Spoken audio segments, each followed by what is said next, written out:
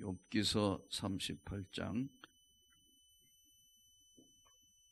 1절로 11절 우리 다 같이 하나님 말씀 봉독합니다. 그때 여호와께서 폭풍 가운데에서 욥에게 말씀하여 이르시되 무지한 말로 생각을 어둡게 하는 자가 누구냐? 너는 대장부처럼 허리를 묶고 내가 내게 묻는 것을 대답할지니라. 내가 땅에 기초를 놓을 때 내가 어디 있었느냐? 내가 깨달아 알았거든 말할지니라. 누가 그것의 도량법을 정하였는지, 누가 그 줄을 그것 위에 띄웠는지 네가 아느냐? 그것의 주초는 무엇 위에 세웠으며 그 모퉁이 돌을 누가 놓았느냐? 그때 새벽 별들이 기뻐 노래하며 하나님의 아들들이 다 기뻐 소리를 질렀느니라. 바다가 그 모태에서 터져 나올 때 문으로 그것을 가둔 자가 누구냐? 그때 내가 구름으로 그 옷을 만들고 흑암으로 그 강보를 만들고 한계를 정하여 문 빗장을 지르고 이르기를 내가 여기까지 오고 더 넘어가지 못하리라. 내 높은 파도가 여기서 그칠지니라 하였노라. 아멘. 좌우로 한번 인사합니다. 은혜 충만 성령 충만 받읍시다.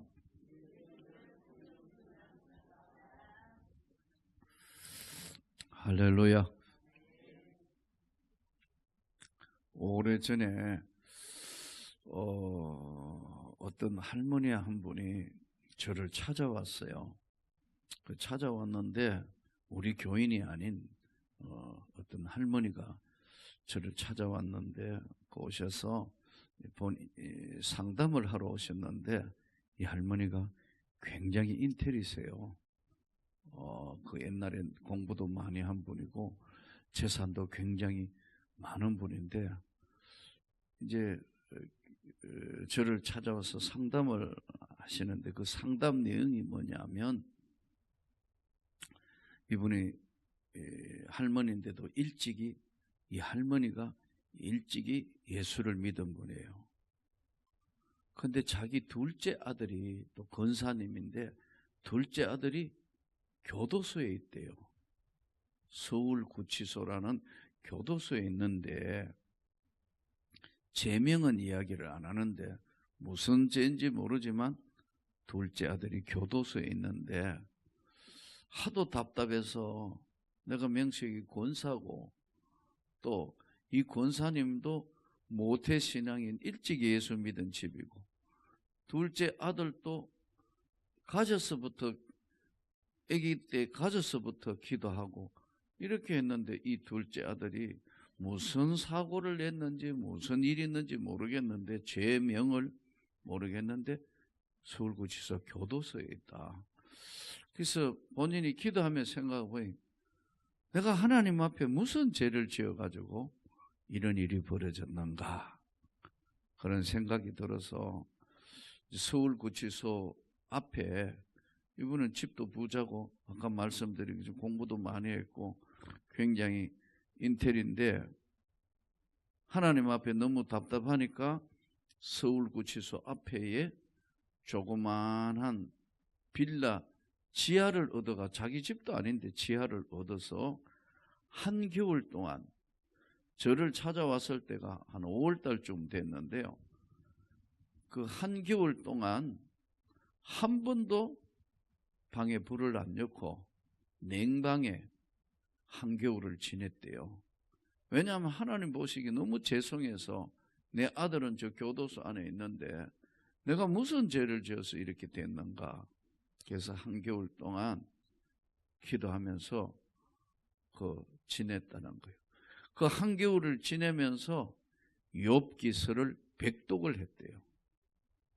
욥기서는 1장부터 42장까지 있는데 백독을 해서 내가 하나님 앞에 뭘 잘못해서 이런 일이 벌어졌는가 백독을 했는데 이제 목사님하고 상담할 게 있어 왔대요.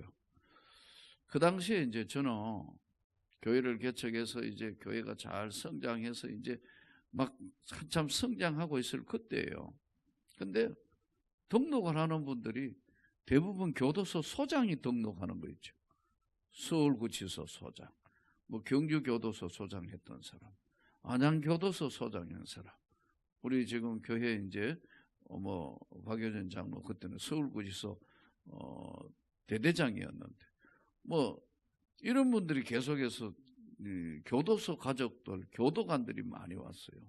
지금도 우리 당의 장로님 한 분은 민간인 교도소에 전에 보안과장 하다가 지금 총무과장. 그분은 논산교도소 소장 마치고 지금 다시 민간인 교도소, 우리나라에 유일하게 민간인 교도소는 하나밖에 없거든요. 소망교도소라고. 얼마 전까지 우리 이제 박연진 장로가 거기 부소장 했어요. 소장님은 목사님이에요. 심동수 소장이라고 22의 사법고시 시험대가 부장 검사하다가 변호사 하다가 거기 그 소장 했는데, 예, 또 신학 공부를 해서 목사님으로 그 목사님이면서 교도소 소장했어요. 예. 그건 지금 두 분 다 이제 은퇴하셨는데, 거기에 지금 우리 지금 시무 장로님 한 분이 거기 지금 보안과장 하다가 지금 총무과장이에요. 논산교도소 소장 마치고 거기 갔다니까. 그럼 민간인 교도소니까. 자, 그런데 그래서 하도 자꾸 이제 교도소 관련된 사람들이 이제 교회 등록을 하니까 저는 특수 목회하는 줄 알았어요. 교도관 가족이 계속 오니까. 근데 나중에 이제 기도하는 가운데 갇힌 자를 위해서 하나님이 나에게 선교를 하라고 그렇게 하시는구나. 그걸 나중에 깨달았어요. 그래서 전국 교도소에 가가 설교를 참 많이 했어요. 자, 그런데 이제 그러다가 보니까 할머니가 아마 설교를 듣고 저분이 어떤 분인가 해서 그래서 답답하니까 찾아오신 거예요. 그래서 무슨 죄를 많이 지어서 이렇게 된지 모르기 때문에 욥기를 몇 독 했다고요? 100독을 했다. 욥기서를. 그래서 제가 웃으니까 좀 가르쳐 주세요. 그래요. 이 욥기서는요, 구약 시대를 살았던 사람들의 세계관을 바꾸어 놓는, 우리로 이야기하면 굉장히 도전적인 내용의 말씀이에요. 구약 시대에 살았던 사람들의 세계관은 어떤 사고를 당한다, 아니면 고난을 당한다, 어려움을 겪는다, 환난을 맞이하면 하나님 앞에 벌받았다, 이렇게 생각하는 것이 구약 시대를 살았던 사람들의 세계관이에요. 지금도 우리가 교회 생활하다가 예수 잘 믿는 사람이 어떤 암이 찾아왔다, 아니면 부도가 났다, 아니면 어려운 일을 당했다, 아니면 사고가 났다 하면 하나님 앞에 벌받은 모양이다, 이렇게 생각할 수 있어요. 실제로 또 하나님이 참다가 안 되면 쳐버려요. 그건 32년 목회를 하면서 그런 사람들을 많이 봤어요. 여러분, 하나님 앞에 잘 하시기를 바랍니다. 교회를 대적하고 살아남은 사람은 지구상에 아무도 없어요. 제국에 로마 시대 때부터 2000년 교회사는 하나님의 교회를 대적하면 하나님 절대로 용서를 안 해요. 조심해야 돼요. 그것이 교회사가 증명하는 거예요. 이거는. 근데 이제 이 할머니가 자기 개인에게 나타난 이 고난, 이 아픔, 이 힘듦이 왜 내 아들이 똑똑하고 배우기도 많이 했는데 교도소를 가서 있느냐 하는 것 때문에 왔는데 제가 욥기에 대해서 이제 설명을 해드렸어요. 이 욥기서는 예수를 잘 믿는, 하나님을 잘 믿는 백성도 얼마든지 고난 당할 수 있다. 하나님 잘 믿으면 절대로 환난도 없고 맨날 축복만 하시느냐? 아니에요.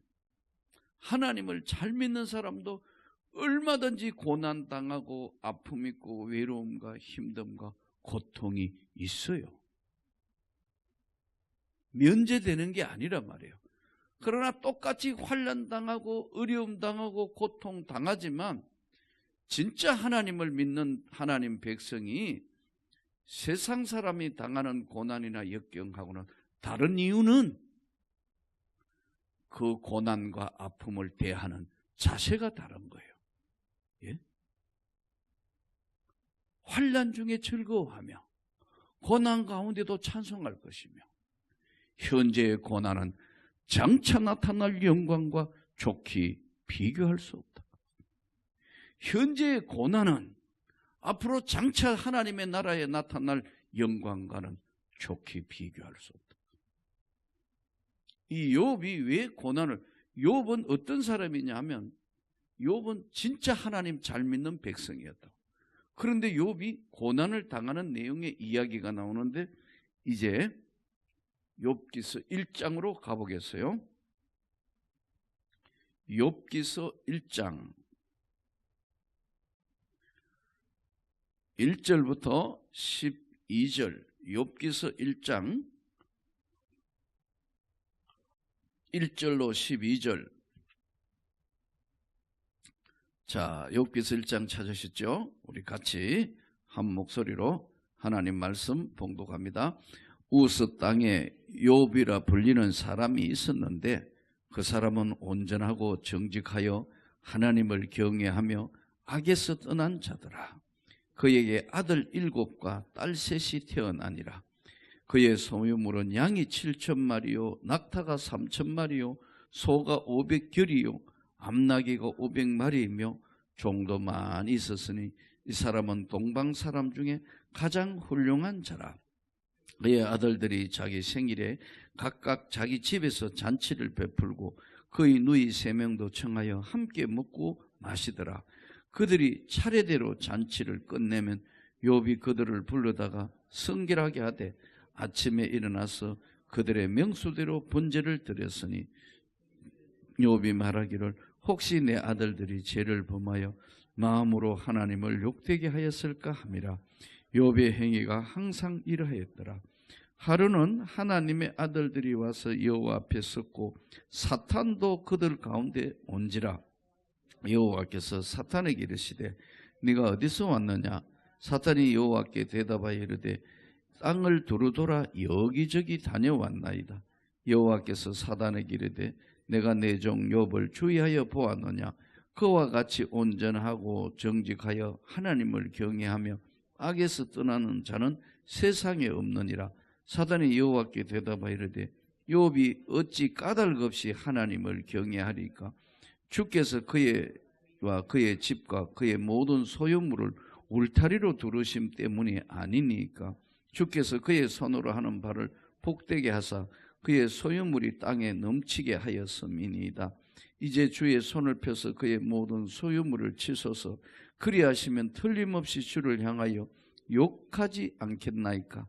여호와께서 사단에게 이르시되 내가 그의 소유물을 다 내 손에 맡기노라. 다만 그의 몸에는 내 손을 대지 말지니라. 사단이 곧 여호와 앞에서 물러가니라. 자, 욥이 어떤 사람이라고요? 정직하고 온전하고 하나님 보시기에 가장 훌륭한 동방에서 의인이다. 예? 악에서 떠난 자고 온전하고 정직하여 하나님 경외하면서 우스 땅에 욥이란 그런 하나님의 종이 있었는데 자식은 몇 명이냐? 아들 7, 딸 3. 옛날에는 자식이 많으면 뭐라 그러죠? 다복하다 그러잖아요. 예? 아들 7, 딸 3. 이거 가장 이상적인 것 같아요. 요즘에는 아마 아들 7, 딸 3 넣으라 하면 다 도망갈 거예요. 저 같은 경우에는 7남매 5번째 아들이니까요. 예? 그러니까 숫자로 하면 6번째인데 우리 어머니 말대로 예? 이 없는 집에 자꾸 자식만 자꾸 나니까 참 이거 너무 고민스러워서 이제 절대 애기 안 가진다고 생각했는데 6.25 난리가 터진 거예요. 거기 우리 아버지가 어디 갈 데 없어가지고 내가 태어났어요. 그러니까 뭐 대구니까 이 전쟁터에 다 인민군한테 밀려가지고 대구 다부동만 남았으니까, 예? 대구하고 거기 시내에 있는데 거기 밀고 밀리고 하니까 그 전쟁 난리통에 우리 아버지는 제가 볼 때 방랑벽이 있는 것 같아요. 휙 하면 집 나가가 막걸리는 한 잔 마시고 휙 하고 돈 떨어지면 집에 들어오고 또 휙 나갔다 오고. 그 참 제가 하도 기가 막혀가지고 어린 시절에는 몰랐는데 내가 대구 시내 학교 교사할 때 기억이 오고 교사할 때 어머니한테 물어봤어요. 어머니, 내 철들고 아버지가 한 번도 직업을 안 가졌는데 평생 이렇게 사신 거예요. 그래, 그렇대요. 평생 백수 하셨다니까요. 그러니 우리 어머니 고생이 얼마나 심했겠어요. 예. 어머니를 쳐다보고 어머니 손만 보면 눈물이 난다. 그래서 저는 학교 교사할 때요. 예. 요즘은 월급 받으면 온라인 통장으로 들어갔지만 그때는 누런 봉투에 각 건세 얼마 뭐 이렇게 해가 주거든요. 그거 월급 받아서 어머니 주는 드리는 기쁨으로 선생했어요.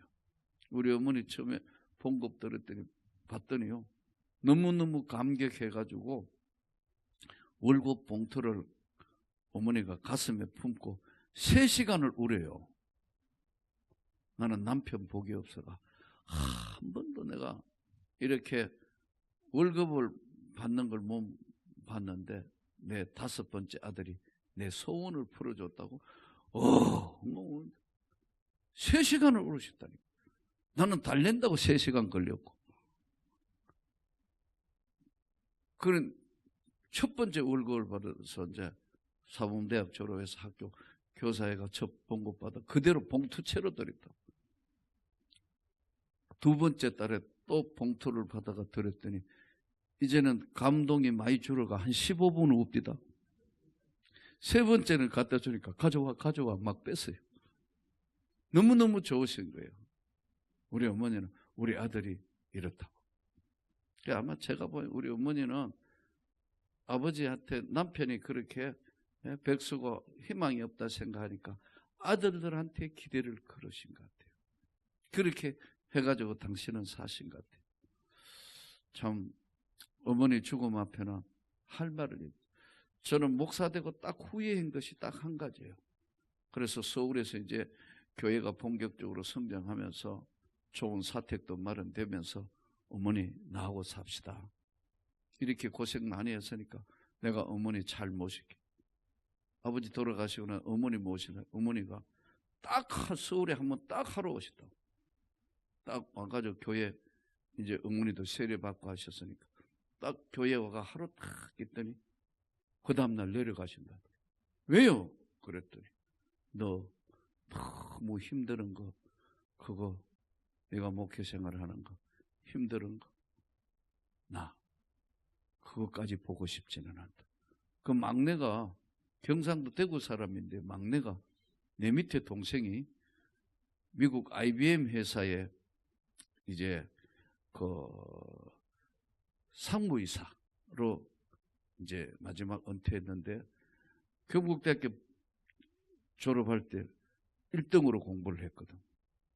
그러니까 아버지가 그렇게 사셨지만 자식에게 물려준 것은 명석한 머리를 물려주신 것 같아요. 우리 형제들은 공부를 많이 한 형제하고 공부를 하나도 못한 사람하고 딱 나눠져 있어요. 학교는 자기가 알아서 가고 알아서 졸업하고 알아서 입학하고 알아서 졸업하고 자주 국방해야지 뭐 누가 뭐 어떻게 뭐 학비 대주고 누가 어디 갔나 저 아무도 안 묻는다고요. 학교를 어디 갔는지 졸업했는지 묻지도 않고 알아서 한다고. 그렇게 살아왔어요. 환경이. 근데 이제 순천에 IBM 회사의 순천 지부에 동생이 있었는데 막내 집에 가가지고 사셨어요. 나는 어머니하고 내가 고생을 제일 많이 한 거예요. 형들은 일찍 집 나가가 뭐 고학하면서 했고 어머니하고 내하고 가장 쌀 장사했거든. 쌀 장사. 저 대구 시내 남문시장 앞에 쌀을 파는데 점포가 얻은 게 아니고 남의 집 점포 앞에 길거리에 멍석 깔아가지고 쌀, 조, 콩 뭐 이런 거 팔고, 나는 그거 초등학교 때부터 배달꾼 했다. 제가 약간 어깨가 ቁ꾸정한 건요, 쌀 까마니를 많이 들었거래요. 그래서부터 물찌개하고 배달하러 이러다가 보니까 이 구분 어깨, 이거 이제 나이 들어도 안 펴진다고. 그래서 혼자 이렇게 해도 습관이 이게 8살부터 쌀 배달 본격적으로 배달했다. 이건 고등학교 3학년 때까지 그거 했다. 배달하고 학교 갔으니까. 그러니까 어머니가 그냥 못 하겠다고 내려가시는 거 보고, 내가 목사가 아니었다면 어머니 끝까지 모실 텐데. 죽어도 이 교회가요, 은혜스러울 때 교회죠. 은혜 떨어지면 교회만큼 못한 데가 없다고요. 왜냐하면 다양한 성격과 다양한 사람들이 모였잖아요. 김 집사는 맨날 김 빠진 소리하고, 고 집사는 고집 피우고, 박 집사는 바가지 끌고, 허 집사는 헛소리하고, 이 집사는 이 집 저집 기웃거리고, 위와 동문이 똑같다니까요. 한 사람도요, 이 각자 개성이 다르다가 보니까 정말 어려운 게 교회예요. 우리 공통적인 건 뭐 딱 한 가지예요. 예수 믿는다는 거예요. 하나님 믿는 백성이에요. 그러니까 여러분 끝까지 잘 충성하시기를 바랍니다. 잘해야 돼요. 하나님의 교회를 가슴 아프게 한다든가 하나님의 교회를 대적하면 절대 안 돼요. 나는 그것을 32년 목회하며 너무나 봤다.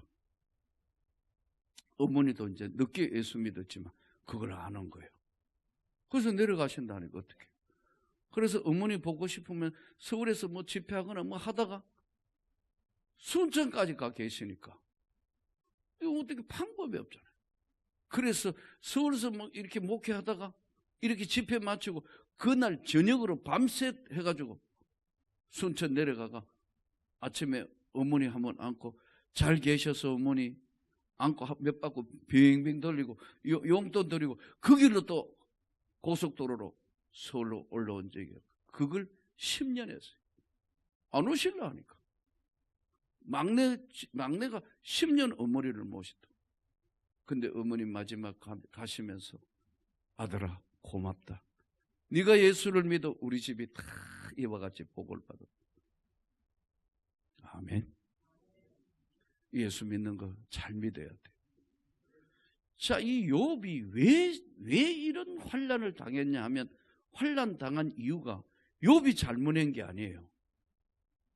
무엇이 일어났냐 하면 하나님이 하루는 오늘 이것을 욥기 1장을 천상 배경이라 그래요.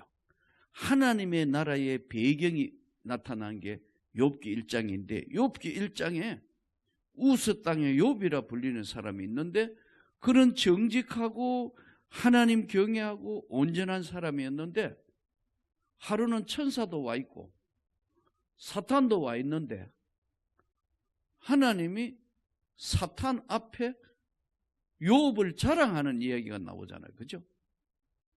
그러니까 하나님이 사탄에게 묻잖아요. 너 어디 있다가 왔냐 하니까 땅 여기저기 다니다가 왔나이다. 그래요. 우리도 열심히 신방하지만 사탄도 열심히 신방한다니까요. 그걸 알아야 돼요. 교회도 와가 하면 툭툭 차보고 집도 와가 시험 들도록 툭툭 차보고 예? 자녀들한테도 찾아가고 그러기 때문에 정신 차려서 정말 예수를 믿어야 돼요. 잘못 깨닫는데 욥에게 하나님이 욥을 자랑하니까 사탄이 뭐냐면 하나님께서 욥에게 복을 주시고 축복을 주시고 잘해주니까요. 욥이 하나님 잘 믿지 한번 쳐보세요. 그러면 진짜 이제 하나님 잘 믿는가 안 믿는가 한번 보세요. 그러니까 하나님이 그래? 그러면 그의 생명에는 손대지 말고 한번 시험해보라. 시험이 찾아온다. 제일 첫 번째 찾아온 시험이 뭐죠? 물질 시험입니다. 양이 7,000마리. 욥의 재산을 보니까 재산 목록이 양이 7,000마리. 낙타가 3,000마리, 소가 500결이는 뭐냐 하면 1,000마리거든요. 두 마리가 하나가 결이니까 암나귀가 500결이, 이러면 얼마나 많은 재산이에요. 그렇죠? 종들도 많더라. 옛날에는 종이 다 재산이거든. 아들 7, 딸 셋. 부족한 게 없는 사람. 제일 첫 번째 재물을 다 거둔다. 대부분 여러분 시험거리야 70%는 첫 번째 오는 시험은 물질 시험이에요. 두 번째 자녀 시험이 온다. 자식 다 죽잖아요. 아들 7, 딸 셋이 눈앞에 다 죽어나가는 걸 본다. 제일 첫 번째 물질 시험, 두 번째는 가정의 환난 시험으로 온다. 자식들 죽었다. 세 번째 무슨 시험? 건강 시험한다. 껍데기만 남았어요. 악창이 났더라. 욥기서 쭉 따라가 보면 악창, 온몸에 악창이 나서 죄를 뒤집어 써서 기와장으로 피부를 긁어야 될 정도로. 그러니까 욥의 친구가 성경에 보면 3명 나오는데 엘리바스, 소발, 엘리바스, 소발, 또 빌닷, 이 세 사람이 나오는데 이 세 사람이 욥의 친구인데 욥을 찾아왔는데 욥을 못 알아볼 정도다. 얼마나 몸에 병이 깊었던지 욥을 못 알아본다 정도로 욥이 심한 고통의 질병을 앓는다. 악창이 났더라. 그래서 이 친구들이 빌닷, 소발, 또 이제 이 친구들이 욥을 위해서 금식 기도를 해줍니다. 어느 정도 금식 기도를 하느냐? 보름씩, 열흘씩. 여기 아무리 가까운 사이에 있어도 어떤 사람이 질병이 걸리거나 환난이 있는데 그 사람을 위해서 보름씩 금식 기도할 수 있나요? 좀처럼 쉽지 않을 겁니다. 그런데 이 사람들은 보름씩이나 금식을 하면서 욥을 위로해 주는데 같이 고통받는 욥에게, 그런데 욥에게 뭐라고 하냐면 이렇게 이야기해요. 내가 너를 위해서 이렇게 기도해 주고 다 그런데 네가 아무리 생각해도 보니까 하나님 앞에 숨겨놓은 죄가 있는 것 같다. 나한테만 이야기해봐라. 욥의 입장에는 하나님 열심히 섬기다가 사단으로 공격받아 그런데 숨겨놓은 죄가 뭐 있느냐고 이렇게 물어요. 이게 영적 세계예요. 영적인 세계는 이렇다고요. 내 고등학교 둘도 없는 친구고 내가 개척교회 할 때 전도했던 친구, 최 목사라고. 이 친구가 지금 수원서 목회하고 있어요.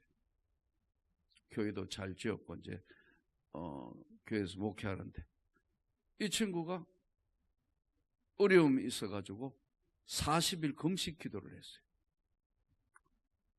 저 여기 여주에 와가지고 이 금식 기도했는데 37일째 8일째 보니까요 진짜 껍데기만 남았어. 너무 힘드니까 친구니까 오가 이래 보니까 40일 금식 기도하는데 마지막 37일째 8일째 되는데 너무 힘들고 하니까 막 비가 오는데 논바닥에 머리를 쳐박고 막 기도하는 거 보니까 친구니까 마음이 너무너무 아프더라고요. 간절히 기도의 제목이 있어서 환난이 찾아오니까 막 기도하는 거예요. 여러분 아무리 친해도 보름씩 기도를 해주기, 금식 기도를 같이 해주기가 쉽지 않는데 이렇게 한 빌닷, 소발이나 이들도 숨겨놓은 죄가 뭐냐고 물으니까 욥이 뭐라고 대답하냐면 너희는 나를 번뇌케 하는 안위자다. 이렇게 설명을 해요. 이게 무슨 말이냐면 네가 나를 위로해 준다 하지만 도로 나의 마음을 상하게 하는다. 번뇌케 하는 안위자라. 이렇게 설명한다. 그러면 욥이 왜 시험을 받았죠? 사단의 공격을 받아가지고. 사탄의 공격을 받아서 욥이 고난을 받는 것이지 욥이 잘못한 건 아니잖아요. 이 천상의 배경을 모르는 거예요. 이 천상의 영적 세계에 일어나는 것 첫째 누가 알아요? 하나님 알고. 두 번째 누가 알죠? 사탄이가 알고. 세 번째 누가 알죠? 우리가 알잖아요. 욥도 모르고 욥의 아내도 모르고 아무도 모른다고. 왜 그래서 영적 세계에는 얼마나 엄청난 일들이 벌어지고 있을 수 있느냐 하는 걸 우리에게 가르쳐 주시기 위해서 욥기를 주셨다는 거예요. 아멘. 그러니까 우리가 신앙생활 하다가 별 희한한 일이 다 일어난다. 아까 교회는 제가 개척교회 지하에서 개척교회에다가 지상으로 올라올 그 즈음에 40일 기도를 3번 했어요. 40일 기도를. 근데 힘든데 하나님의 역사도 강력하게 나타나는데 사탄의 역사도 강력하게 나타나는 방해하는 세력이. CCC 계통에 있는 어떤 여자가 우리 교인도 아닌데요. 우리 교인한테 찾아와가지고 세상 말로 바람을 집이었는데 너희 지하교회에서 지상으로 옮겨가면 내 10손가락에 장을 찢이겠대요. 그 이야기를 교인들한테 해가 교인들이 그 이야기가 돌아다니는 게 나한테까지 오니까 나는 지금 온 교인들하고 40일 기도를 죽게 살게 3번 했다니까요. 그런데 사단이는 내 마음을 격동시키는 거예요. 그래서 나도 그때는 목회 경험이 없어가지고 하나님 손에 장 찢어지는 걸 보게 해 주십시오. 이러기도 했다니까요. 하도 마음이 상하니까. 근데 결국은 하나님이 안 되니까 천날리 버려. 그리고 우리 교회는 지하에 보증금 4천만 원에 월세 60만 원 주고 있는 교회가 통합측의 남노예 노회장 교회 15억 땅을 인수해 갔어요. 그러면서 본격적으로 교회가 지상으로 올라오며 성장을 시작하더라고요. 그리고 나를 전 세계에 보내서 하나님 만났던 간증을 하고 설교를 할 수 있도록 하나님이 세우시기 시작하더라고요. 여러분, 누구에게나 고통은 면제되는 게 아닙니다. 고통도 내가 걸어서 지나가야 되는 것이지 면제하는 건 없다니까요. 그 원인이 무엇이든 하나님과 관계가 정상적으로 잘 될 때만 하나님 이기게 하신다. 현재의 고난은 장차 나타날 영광과 좋게 비교할 수 없다. 하나님 말씀이에요. 욥은 고난을 당하면서 무슨 이유인지 모르지만 죽을 고비를 걸어가면서 양이 7,000마리, 낙타가 3,000마리, 소가 500결이, 나귀가 500결이, 자식 10명, 아들 7, 딸 3, 다 죽고 다 없어지고 온몸의 건강을 다 잃는데 나중에 욥의 아내가 뭐라 그러죠? 당신 좋아하는 하나님 욕하고 죽어버리라. 그런 고난 가운데도 욥은 하나님의 뜻이 무엇인가를 욥도 모른다고, 친구도 모른다. 그런데 드디어 욥기 38장 방금 읽은 본문에 욥이 하나님의 뜻이 무엇인가를 깨닫기 시작하는데 이게 욥기 38장으로 다시 이제 한번 돌아가 보겠습니다. 이 본문이 바로 그 본문입니다. 하나님이 욥에게 90가지 질문을 해요. 욥기서 이제 38장부터 하나님이 욥한테 90가지 질문을 합니다. 근데 90개 질문을 하는데 욥이 하나도 못 알아맞추는 거예요. 그래도 하나님과 욥이 대화하는 장면이 욥기서 38장이 나오는데 하나도 못 알아듣는데 욥이 언제 모든 것을 정리하느냐 하면 90가지 질문 중에 69번째에 하나님 앞에 버쩍 손들면서 저는 아무것도 모릅니다. 이렇게 나오는 장면이 69번째 질문이에요. 그러면 하나님이 욥에게 질문을 어떤 걸 하시느냐? 자, 38장 이제 본문을 돌아가서 다시 한번 보세요. 그때에 여호와께서 폭풍우 가운데 욥에게 말씀하여 이르시되 무지한 말로 생각을 어둡게 하는 자가 누구냐? 너는 대장부처럼 허리를 묶고 내가 내게 묻는 것을 대답할지니라. 내가 땅에 기초를 넣을 때 내가 어디 있었느냐? 욥이 알아맞출 수 있는 질문이에요, 아니에요? 내가 우주와 만물을 창조할 때 너 어디 있었냐? 어디 있기는 뭐 태어나지도 않았는데, 그잖아요? 알 수 없는 질문만 한다고요? 너는 네가 깨달아 알았거든 말해보라. 누가 그것의 도량법을 정하는지, 누가 그 줄을 그것 위에 띄었는지 네가 아느냐?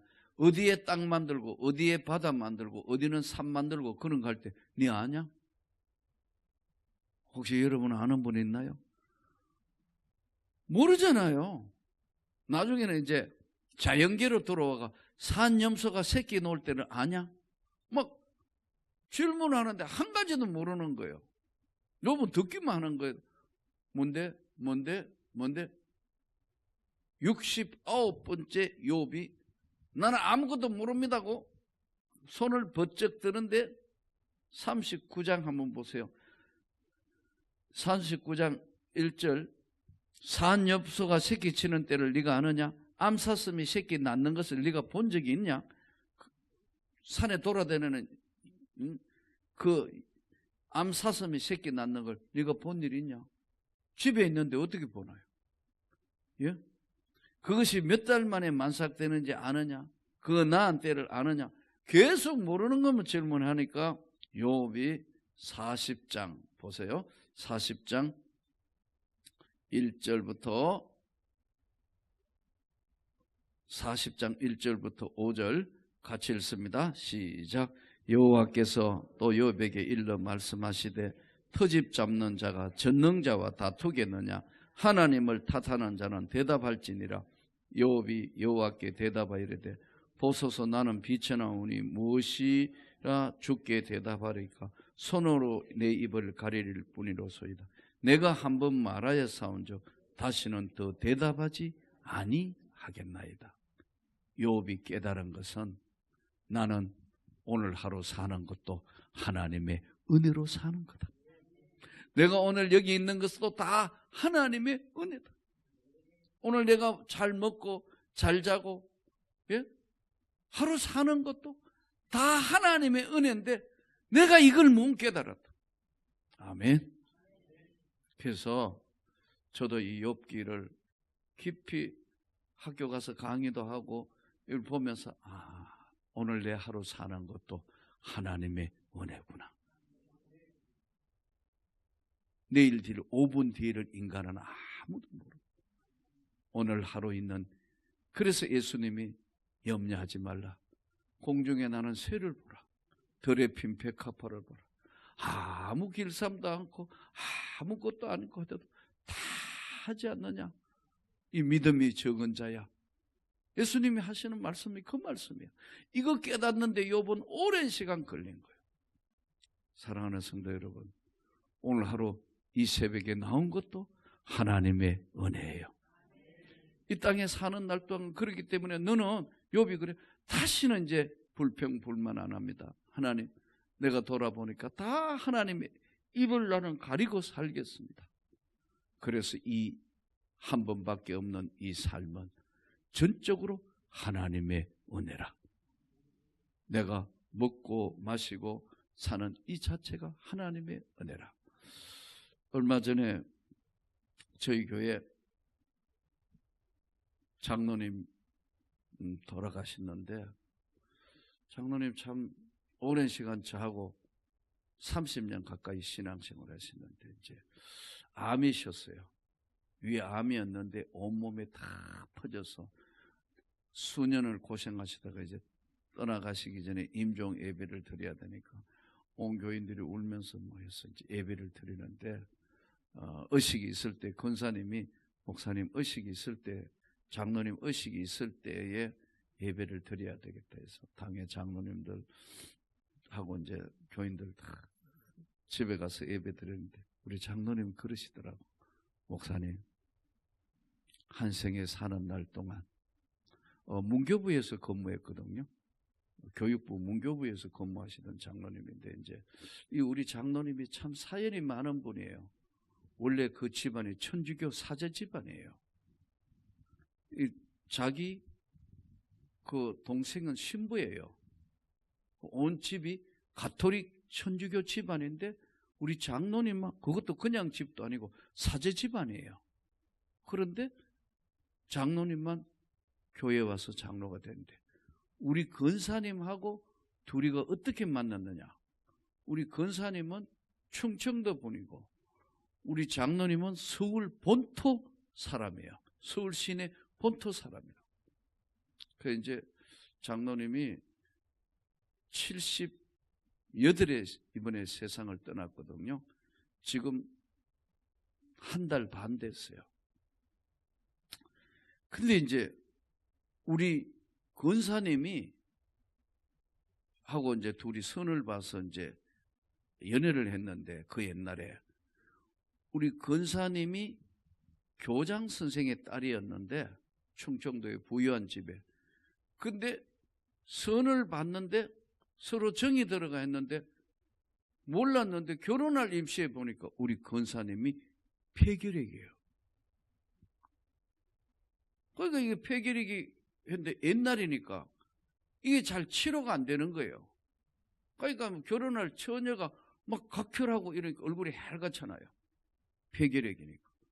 근데 둘이 만나가 이제 이 장로님 집안에서는 결핵 여자를 의에 들여와 결혼한단 말이에요. 안 된다. 이제 그만 사귀고 결혼도 안 된다. 그 이제 또 우리 권사님 생각해 보니까 이제 마산 요양소에 갈 판이고 그렇단 말이에요. 그러니까 이제 우리 장로님이 한번 마지막 만나자 해서 대전서 만났대요. 대전서 이제 둘이 만나가 우리 권사님은 영동 사람이에요. 영동에서 이제 대전하고 둘이 이제 열차에서 만나가 내려가 마지막 데이트를 하고 그래 이제 다른 이제 여자 만나서 잘 사시라고 하고 우리 장로님은 이제 그래 병 잘 치료하라고 하고 이렇게 오다가 우리 장로님이 헤어져가 오는데 죽겠더래요. 이 여자하고 헤어지면 내가 이 결핵 여자가 마지막 이렇게 하고 헤어지면 이 여자가 죽을 것 같다는 생각이 들어가지고 헤어져가 가다가 참 로맨틱해요. 헤어져 가다가 돌아가가지고 결핵 각혈하고 있는 우리 권사님을 안고 결혼하자. 죽으면 죽는 거지 뭐. 이렇게 헤어질 수는 없다. 이래가 온 집안이 반대하는데 결혼해버린 거예요. 왜? 그러니까 집안이 난리가 났겠죠. 그러니까 살림을 차려놓고 이제 결혼식을 집에서 반대하는데 억지로 결혼을 한 거예요. 처녀가 계속 각혈을 하는 거예요. 그래 요즘도 결핵이 무섭잖아요. 요즘 새로 슈퍼 박테리아가 나와가지고 이거 요즘 치료가 잘 안 되는 것 때문에 병원이 비상입니다. 지금 여러분 잘 모르지만. 근데 이거는 이제 결핵균이 죽어야 되는데 결핵균이 내성균이 생겨 그렇거든요. 의사들 이야기 들어보니까. 북한에는 지금 먹는 것도 열악하고 하니까 결핵 환자가 많다고 그래요. 그래서 우리 의사 선생님 대륙복지에 세진에 뭐 이 의사 선생님들 미주 한인교회를 중심으로 북한에 또 인요한 목사 아버지 선교사 연세대 세브란스 병원에 있는 인요한 목사 이런 사람들 인요한 원장 이런 사람이 가서 지금 결핵 치료를 많이 해주고 있습니다. 잘 먹어야 되고 좋은 약을 써야 되는데 없으니까요. 뭐 북한하고 어떤 다른 게 아니고 그야말로 정말 북한 주민들의 불쌍한 주민들을 위해서 많은 일을 하거든요. 그러니까 이제 결혼을 해버렸는데 신혼살림 차려가 교육부에 우리의 문교부에 그 당시에 근무하고 오면 계속 피토하고 이러니까 새댁이 이제 너무 힘들어하는데 옆집의 사람이 불쌍하니까 그 천주교에 가지 말고 주 예수를 믿으시오. 교회 나오시오. 이 교회가 아무것도 아닌 것 같지만요. 이 교회의 근세는 여기 63년을 버티며 세운 이 교회는 이 세상이 음부의 근세가 이길 수 없다. 예수의 근세, 음부의 근세가 이길 수 없다. 여러분 하늘에서 천국 열쇠를 내려서 주님이 이 교회를 세우시고 지키시는 거예요. 그래서 제가 그러잖아요. 교회를 건드리면 하나님이 그냥 안 된다. 조심해야 돼. 분파주의 뭐 하는 거. 나는 이 32년을 교회를 하면서 깨달은 게 2000년 교회사에 히틀러가 주님을 대적하니까 천하게 보여. 이길 것 같아도 음부의 근세가 이길 수 없다. 예수님 말씀입니다. 내가 천국의 열쇠를 너에게 주리니 음부의 근세가 이길 수 없다. 이 예수의 근세, 교회의 근세, 무시무시한 거예요. 여러분 함부로 하면 큰일 나는 거예요. 이게 욥기가 우리에게 주는 교훈이라고 이게. 그러니까 이제 누가 전도를 했어요? 처음으로 이제 교회 가본 거예요. 예? 천주교 집안이 처음으로 교회 가보니까 막 박수치고 찬양하는데 이제 들에 앉으니까 오늘 교회 잘 오셨는데 어디 기도원에 한 가볼래요? 어디요? 그 당시에 현신의 근사라는 사람이 있었어요. 예? 이 치유하는. 그 현신의 근사가 예전에 저 서울에서 가만히 깔아놓고 할 초창기인데 우리 근사님이 거기 자꾸 이제 외롭고 힘들고 각혈하고 하는데 혼자 힘든 사람을 전도회가 데려가가지고 그 기도원에 갔다가 성령의 불을 받은 거예요. 세상에. 성령의 불을 받았는데 한순간에 치유된 거예요. 그러니까 출혈하는 것도 멈추고 예? 건강해지고 밥 잘 먹으니까 그 집안에도 천주교 집안에도 난리가 난 거예요. 나는 이제 성당에는 못 가고 교회로 간다. 그래서 권사님이 교회를 나오기 시작한 거예요. 그리고 우리 장로님도 사제 집안이라니까요. 신부 집안. 그냥 성당에 다니는 게 그 집은 다 사제 집안이라니까요. 근데 할 수 없이 그 집안에도 데려온 우리 장로님이 몇 번째 이제 아들이에요. 형제 중에. 근데 이거 뭐 며느리가 죽느니 사느니 하던 게 기도원에 올라가 은혜를 받아가 성령의 불을 받아서 치유받았으니까 눈에 보이는 현상을 통해서 반대를 못하는 거예요. 그래서 교회를 나오게 되었고 저와 만남이 시작된 거예요. 그래서 와가지고 참 평생에 우리 장로님이 멋있는 분이에요. 주님을 잘 섬기고 이 저희 명문교회가 민족을 넘어 세계로 향하여 가는 교회의 디딤돌이 된 분이에요. 그 마지막에 이제 임종 예배를 드리러 갔는데 온몸에 암이 다 퍼졌으니까요. 의식은 그래도 뚜렷하면서 내 손을 잡고 목사님 한 세상 사는 날 동안 참 행복했습니다. 그러면서 우리 교인들 장로님하고 딱 보고 끝까지 목사님 잘 섬기세요. 내 먼저 천국 가서 기다릴 테니까. 온 교인들이 오시는. 사랑하는 성도 여러분, 우리가 이 땅에 사는 게 욥이 깨달은 게 오늘 하루 사는 것도 하나님의 은혜라. 욥이 더 이상은 말하지 않겠습니다. 하나님, 오늘 하루 사는 것도 하나님의 은혜인 줄 알고 이제야 내가 깨달았습니다.